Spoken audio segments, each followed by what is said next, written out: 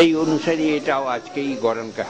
আমাদের পাশের বাড়িতে তারা গরান কাঠ পায়নি, না পাওয়ার দরুন তারা একটা অন্য কাঠ এনে পুজো করেছে। সে যাই হোক, আমার সেটা বলার দরকার নেই। হ্যাঁ, দেবী নিশ্চয়ই।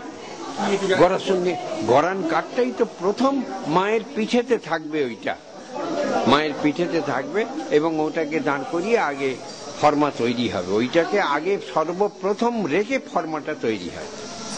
কতদিন লাগবে? মূর্তি কি কাল থেকে শুরু হয়ে যাবে? না, কাল থেকে শুরু হবে না, সেটাও একটা আমরা দিন দেখব। সেই দিন দেখে কুমোরকে খবর দেবো, তারা এখানে প্রথম খড় আর মাটি রেখে যাবে, রেখে গিয়ে তারপরে ওই কাঠামো তৈরি করতে আরম্ভ করবে, তার 2-3 দিন পরে। এইভাবে চলে আসছে। কত বছর ধরে হচ্ছে এটা? আমার তো বললাম এই 1.5 বছর তো হবেই, তার নিচে নয়, আরো ওপরে যাবে। আমি এখন আন্দাজে, আমার তো সবটা ঠিক স্মরণে নাই, 150 বছর তো নিশ্চয়ই একদম।